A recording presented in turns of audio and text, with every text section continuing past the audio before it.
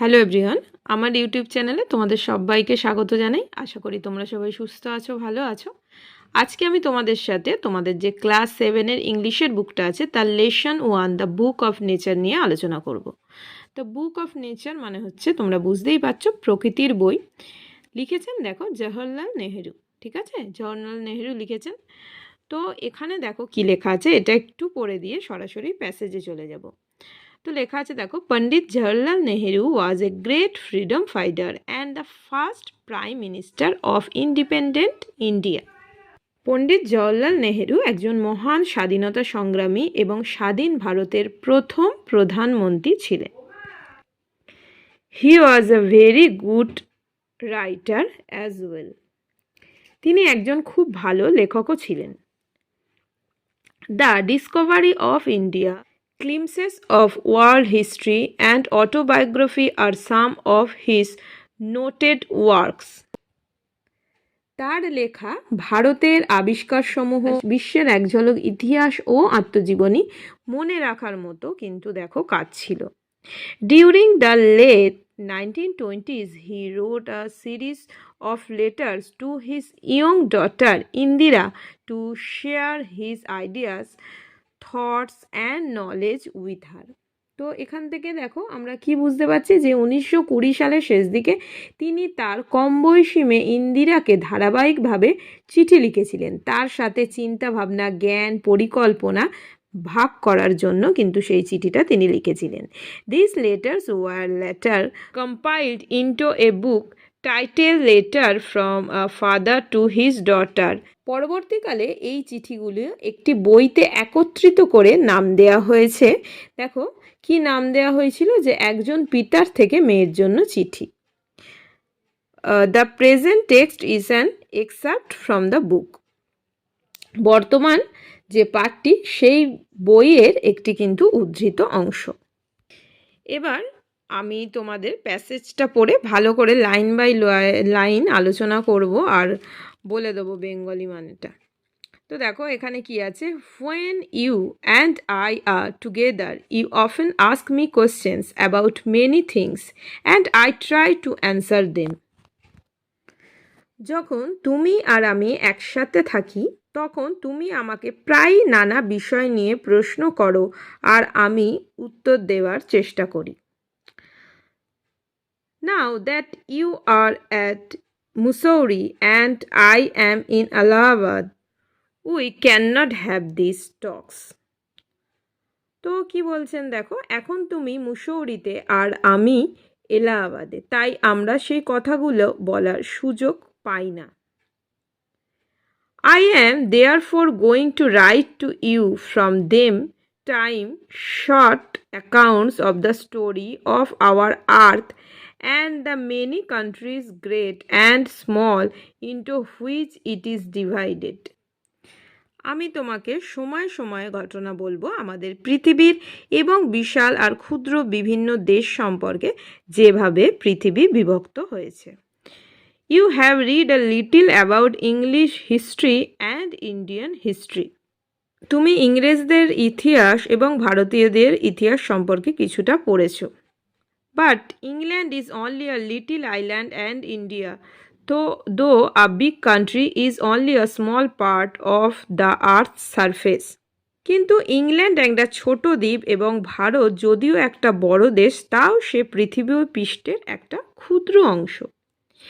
If we want to know something about the story of this world of ours, we must think of all the countries and all the people that have inhabited it and not merely of one little country where we may have been born.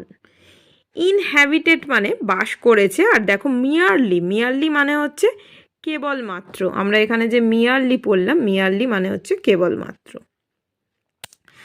তো এখানে কি বলছে দেখো, যে আমরা যদি পৃথিবী সম্পর্কে কিছু জানতে চাই তাহলে আমাদের অবশ্যই সব দেশ এবং তাদের অধিবাসীদের সম্পর্কে জানতে হবে যারা এখানে বাস করে, এবং কেবলমাত্র আমরা যেখানে জন্মেছি সেই ছোট দেশের কথা নিয়ে নয়। I am afraid I can only tell you very little in these letters of mine. আমি ভয় পাচ্ছি যে আমার এই চিঠিতে আমি তোমাকে খুব সামান্য কথাই বলতে পারবো। But that little I hope will interest you and make you think of the world as a whole and of other peoples in it as our brothers and sisters. কিন্তু আমি মনে করি এই সামান্য কথাই তোমার মনোযোগ আকর্ষণ করবে পৃথিবী সম্পূর্ণভাবে চিন্তা করতে এবং এর মধ্যেকার অন্যান্য মানুষদের ভাই এবং বোন হিসেবে ভাবতে। When you grow up, you will read about the story of the earth and her peoples in fat books, and you will find it more interesting than any other story or novel that you may have read. ও যখন তুমি বড় হবে তখন তুমি পৃথিবী এবং তার মানুষদের গল্প মোটা মোটা বইতে পড়বে এবং তুমি দেখতে পাবে তোমার পড়া অন্য যে কোনো গল্প বা উপন্যাসের চেয়ে এগুলো অনেক বেশি আকর্ষণীয়।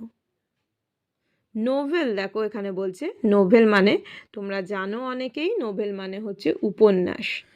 তারপরে চলো কি আছে দেখে নিই। You know of course that our earth is very very old, millions and millions of years old. তো কি বলছে যে তুমি নিশ্চয়ই জানো যে আমাদের পৃথিবী অনেক অনেক পুরনো, লক্ষ লক্ষ বছরের পুরনো। And for a long long time there were no men or women living in it. এবং দীর্ঘদিন ধরে এখানে কোনো পুরুষ বা মহিলা বাস করতো না। Before the men came there were only animals, and before the animals there was a time when no kind of life existed on the earth. মানুষ আসার আগে এখানে কেবলমাত্র পশুরা ছিল, আর পশুদের আগে কোনো প্রাণের অস্তিত্বই ছিল না। It is difficult to imagine this world of ours which is so full today of all kinds of animals and men to be without them. তো কি বলছে, আমাদের এই বিশ্বকে কল্পনা করা কঠিন তাদেরকে বাদ দিয়ে, যা এখন মানুষ এবং সব রকম জীবজন্তু দ্বারা তা পরিপূর্ণ। But scientists and those who have studied and thought a great deal about these matters tell us that there was a time when the earth was too hot for any living being to live on it. কিন্তু বিজ্ঞানীরা এবং যারা এ বিষয়ে প্রচুর পড়াশোনা ও চিন্তাভাবনা করছেন তারা আমাদের বলেছেন যে এক সময় এই পৃথিবীতে এত বেশি গরম ছিল যে সেখানে কোনো জীবন্ত প্রাণীর পক্ষে বাঁচা সম্ভব ছিল না। And if we read their books and study the rocks and the fossils, দেখো এখানে ফসিলস দেয়া আছে, ফসিলস দেখো ব্যাকেটে কি আছে, the remains of old animals, আমি বলছি এটা, we can our self see that this must have been so. আমরা যদি তাদের বই পড়ি এবং পাথর ও জীবাশ্ম হচ্ছে মৃত প্রাণীর, দেখো এখানে লেখা আছে মৃত প্রাণীর অংশ নিয়ে পর্যবেক্ষণ করি তবে নিজেরাই তা দেখতে পাবো যে একসময় নিশ্চিত সেরকমই ছিল। তো এখানে ওয়ার্ডনেস্ট আছে, দেখো অ্যাকাউন্টস কি দেয়া আছে, ডেসক্রিপশনস অফ ইভেন্টস মানে ঘটনার বর্ণনা। তারপরে দেখো inhabited, lived in a place মানে হচ্ছে বাস করতো। তারপরে দেখো মিলিয়ন কি আছে, 10,000 মানে 10 লক্ষ। দেখো এটা 7 পেজ অবধি ছিল, তারপরে কিন্তু ইউনিট 2 9 পেজে আছে। আমি আজকে তোমাদের এইগুলো পড়ে বেঙ্গলি মিনিংটা বলে দেবো, নেক্সট ভিডিওতে আমি তোমাদের সাথে অ্যাক্টিভিটি সলভ করব।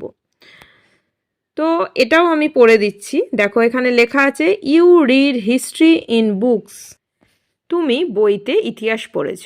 But in old times when men did not exist surely no books could have been written. কিন্তু প্রাচীনকালে যখন মানুষের অস্তিত্ব ছিল না তখন কোনো বই অবশ্যই লেখা হয়নি।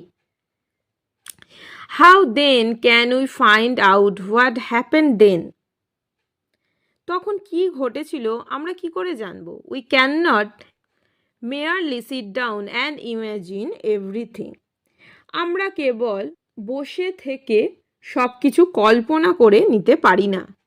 This would be very interesting, for we could imagine anything we wanted to and would thus make up the most beautiful fairy tales. এটা খুবই আকর্ষণীয় ব্যাপার যে আমাদের চাওয়া থেকে তৈরি কল্পনা সুন্দর সুন্দর রূপকথার কিন্তু জন্ম নিয়েছে। But this need not be true, as it would not be based on any facts that we had seen.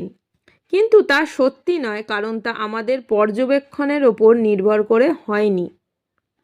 But although we have no books written in those far off days, fortunately we have some things which tell us a great deal as well, almost as a book would. কিন্তু যেহেতু আমাদের কাছে এই প্রাচীন দিনের কোনো লিখিত বই নেই, সৌভাগ্যক্রমে আমাদের কাছে এমন কিছু জিনিস আছে যা আমাদের সেই সব দিনের সম্পর্ক একটা বইয়ের মতোই সাহায্য করে। We have rocks and mountains and seas and stars and rivers and deserts and fossils of old animals.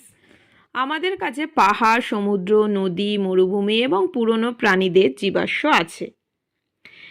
These and other like things are our books for the earth's early story. আর এই সব আর এই ধরনের জিনিসগুলি আমাদের কাছে প্রাচীন পৃথিবীর আদি বৃত্তান্ত জানার গল্পের বই। And the real way to understand this story is not merely to read about it in other people's books, but to go to the great book of nature itself. You will, I hope, soon begin to learn how to read this story from the rocks and mountains. Imagine how fascinating it is. তো কি বলছে দেখো, এটা বোঝার সঠিক উপায় কি? শুধুমাত্র এই বিষয় বইটি পড়া নয়, প্রকৃতির মহান গ্রন্থের মধ্যে কিন্তু শরণাপন্ন হওয়া। আর কি বলছে, আমি আশা করি তুমি খুব শীঘ্রই এই পাহাড় পর্বতের বই থেকে এই বৃত্তান্ত কিভাবে পড়তে হয় তা শিখবে। কল্পনা করো এটা কতটা চমৎকার। ফ্যাসিনেটিং মানে মনোমুগ্ধকর বা চমৎকার। তারপরে দেখো কি লেখা আছে। Every little stone that you see lying in the road or on the mountain side may be a little page in nature's book and may be able to tell you something if you only know to read it. রাস্তা বা কি বলছে দেখো, রাস্তা বা পাহাড়ের পাশে পড়ে থাকা একটা ছোট্ট নুড়ির হয়তো প্রকৃতির বইয়ে একটা ছোট্ট পৃষ্ঠা হতে পারে, এবং যদি তুমি তা পড়তে জানো তাহলে সে তোমায় কিছু বলতেও পারে। To be able to read any language, Hindi or Urdu or English, you have to learn its alphabet. So also you must learn the alphabet of nature before you can read her story in her books of stone and rock. তো যে কোনো ভাষা, হিন্দি, উর্দু, ইংরেজি পড়তে গেলে তোমাকে প্রথমে তার বর্ণমালা শিখতে হবে। তাই কোনো পাথর নুড়ির বই পড়বার আগে তোমাকে প্রকৃতির বর্ণমালা অবশ্যই শিখতে হবে। Even now, perhaps you know a little how to read this. If you see a little round shiny pebble, does it not tell you something? এখন হয়তো তুমি তা কিছুটা পড়তেও জানো কিভাবে এটা পড়তে হয়। এটা গোলাকার চকচকে নুড়ি, যখন তুমি দেখেছো সেটা কি তোমাকে কিছু বলছে না? How did it get round and smooth and shiny without any corners or rough edge? If you break a big rock into small bites, each bit is rough and has corners and rough edges. এটা কি করে কোনো কোনা বা ভাঙাচোরা অংশ থেকে গোলাকার, মসৃণ এবং চকচকে হলো? যদি তুমি একটা বড় পাথরের ভেঙে টুকরো করো, প্রতিটা টুকরো কি বলছে কীরকম হবে দেখো, খসখসে, কৌণিক এবং খসখসে প্রান্ত থাকবে। It is not at all like a round smooth pebble, এটা একটা গোলাকার মসৃণ পাথর হয় না। How then did the pebble become so round and smooth and shiny, তাহলে কি করে নুড়িটা এত গোলাকার মসৃণ এবং চকচকে হলো? It will tell you it story if you have good eyes to see and ears to hear it, এটা তোমাকে তার গল্প বলবে যদি তোমার তা দেখার জন্য ভালো চোখ ও শোনার জন্য কান থাকে। It tells you that once upon a time, it may be long ago, it was a bit of a rock, just like the bit you may break from a big rock or stone with plenty of edges and corners. তোমাকে বলবে বহুদিন আগে কোনো এক সময় সেও একটি টুকরো ছিল। Probably it rested on some mountain side.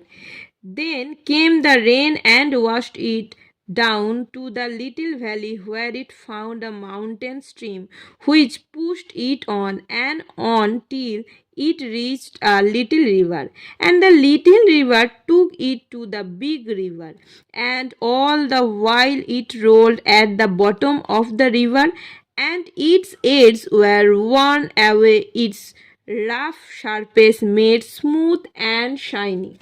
সম্ভবত টুকরোটি কোনো পর্বতের পাশে পড়েছিল। তারপরে কি হয়েছিল? তারপরে এলো বৃষ্টি এবং এটিকে ধুয়ে নামিয়ে নিয়ে এলো দেখো কোনো ছোট্ট নদীতে, এবং ছোট্ট নদী এটিকে নিয়ে চললো কোনো বড় নদীতে, এবং সমস্ত সময় জুড়ে এটি নদীর তলে কি হলো দেখো, নদীর তলে গড়িয়ে গড়িয়ে চললো, এবং এর কিনারাগুলো ক্ষয়ে যেতে লাগলো এবং অমসৃণ উপরিতল হয়ে উঠলো মসৃণ ও চকচকে। So it became the pebble that you see. তাই এটি পরিণত হলো সেই নুড়িতে যা তুমি দেখতে পাও। Somehow the river left it behind and you find it. কোনোভাবে নদী একে পেছনে ফেলে রেখে যায় এবং তুমি এটিকে খুঁজে পাও। If the river had carried it on, it would have become smaller and smaller till at last it became a grain of sand and joined its brothers at the seaside to make a beautiful beach where little children can play and make castles out of the sand. কোনোভাবে নদী একে পেছনে ফেলে রেখে যায় এবং তুমি এটিকে খুঁজে পাও। নদী যদি এটিকে বয়ে নিয়ে চলতো, এটিকে ক্রমশ ছোট আরও ছোট হতে থাকতো, অবশেষে তা বালির দানায় পরিণত হতে এবং সুন্দর তটভূমি তৈরি করার জন্য সমুদ্রের ধারে এদের ভাইদের সঙ্গে যোগ দিত, যে তটভূমিতে ছোট শিশুরা খেলতে পারে এবং বালির দুর্গ তৈরি করতে পারে। If a little pebble can tell you so much, how much more could we learn from all the rocks and mountains and the many other things we see around us.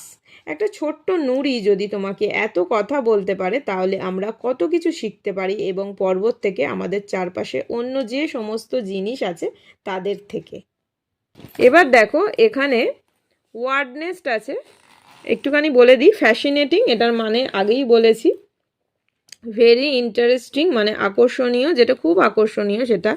Payable, দেখো payable হচ্ছে small smooth of stone, মানে ছোট যে নুড়িগুলো, ছোট মানে মসৃণ যে পাথর বলতে পারো। তারপরে আছে দেখো, তারপরে দেখো ক্যাসেলস, ক্যাসেলস মানে কি আছে, ফোর্টস মানে দুর্গ। তো এটাই ছিল আমাদের লেসন 1-এর পার্ট 1। নেক্সট ভিডিওতে আমি তোমাদের সাথে অ্যাক্টিভিটি সলভ করব। সবাই খুব ভালো থেকো, সুস্থ থেকো। Thanks for watching.